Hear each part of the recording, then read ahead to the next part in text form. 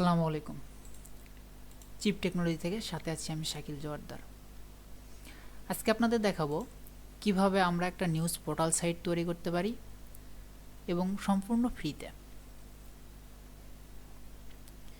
তো কথা না বাড়িয়ে আমরা মূল ভিডিওতেই চলে যাই।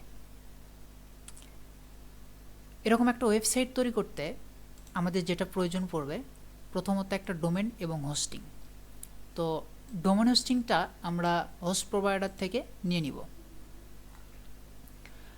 তো আমি ভিডিওটা শর্ট করার জন্য এগুলো আগে থেকেই নিয়ে রাখছি। প্রথমে চলে আসবো আমরা cPanel Access-এ। এখানে আসার পর ফাইল ম্যানেজার নামে একটা অপশন আছে, আমরা সেটাকে খুঁজে বের করব। ফাইল ম্যানেজারে একটা ক্লিক করে নিব। ফাইল ম্যানেজারের ভিতরে প্রবেশ করার পর আমাদের যে ডোমেন থাকবে সেই ডোমেনের নেম এখানে দেওয়া থাকবে, সেখানে আমরা ক্লিক করে নিব। অথবা পাবলিশ HTML নামে যে ফাইল ফোল্ডার থাকবে তার ভিতর আমরা ফাইলটা দিয়ে দিব। তো আমি যেহেতু সাবডোমেন ইউজ করতেছি, এখানে আমার ডোমেন নেমটা উপরেই আমি নিয়ে নিয়েছি।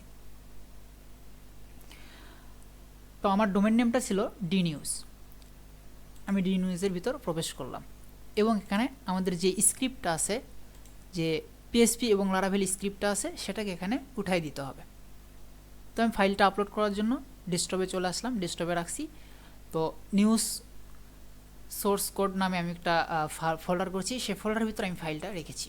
তো আমি এটা জিপ ফাইলটা আপলোড করে দিলাম।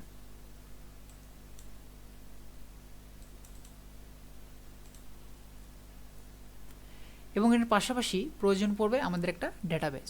তো ডেটাবেজের জন্য আমার আবার সেই cPanel Access-এ চলে যেতে হবে। cPanel Access-এ আসার পর আমরা এখানে খুঁজে বের করব ম্যানেজ মাই ডেটাবেজ। এখানে এসে আমরা ডেটাবেজটা ক্রিয়েট করব। তো এখানে আমরা যে কোনো নাম দিয়ে ক্রিয়েট করতে পারি ডেটাবেজ, আমাদের ইচ্ছা মতো। তো আমি এখানে আমার ইচ্ছা মতো নামটা দিয়ে আমি ডেটাবেজটা ক্রিয়েট করে নিব।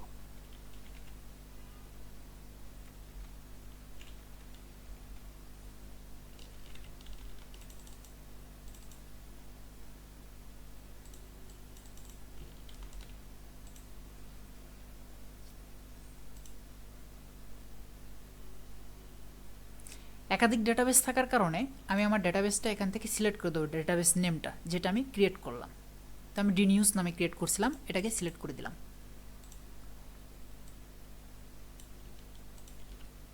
আমাদের একটা পাসওয়ার্ড জেনারেট করতে হবে। তো আমি এখানে পাসওয়ার্ড জেনারেটও করতে পারি বা ইচ্ছা মতো দিতেও পারি। তো আমি জেনারেট করে নিব।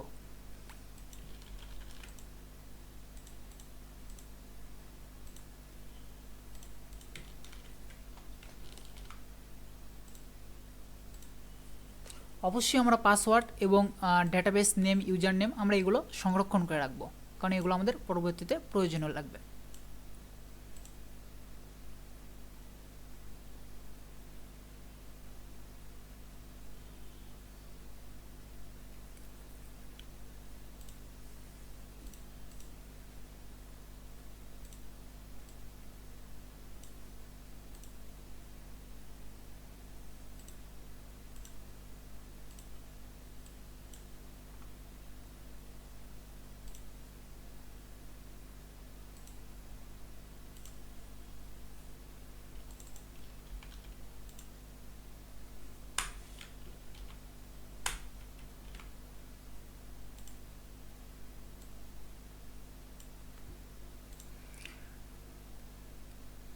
আমরা ইউজার এবং ডেটাবেস নেমটা কপি করে নিলাম।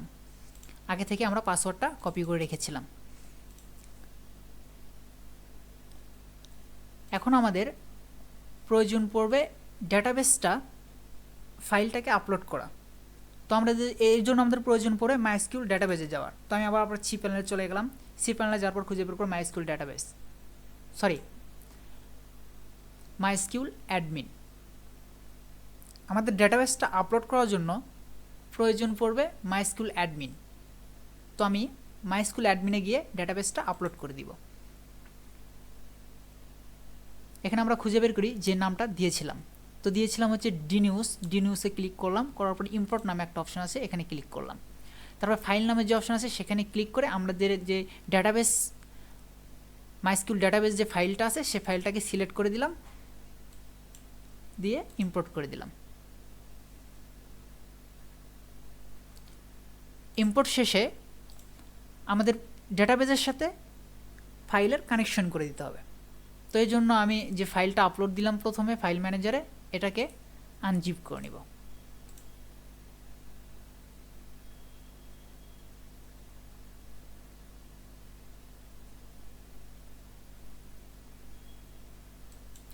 আনজিপ হয়ে গেলে আমাদের যে জিপ ফাইলটা রয়েছে সেটাকে ডিলিট করে নেব।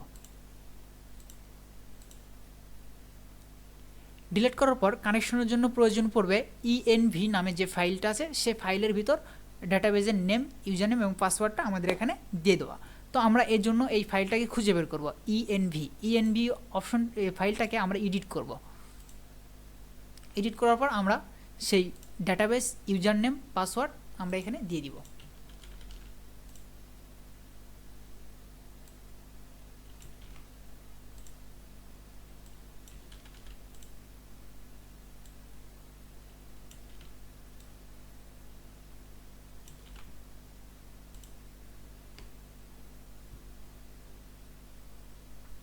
আমাদের কাজ মোটামুটি শেষ। এখন আমরা ডোমেনটাকে হিট করে দেখি।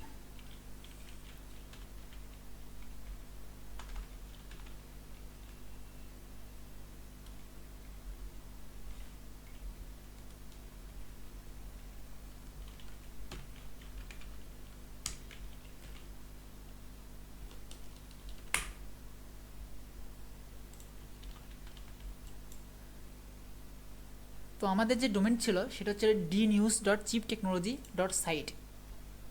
ডোমেনটাকে হিট করার পর আমাদের কাঙ্ক্ষিত সাইটটি চলে আসছে। একটু স্লো নেট যার কারণে ঘুরতেছে।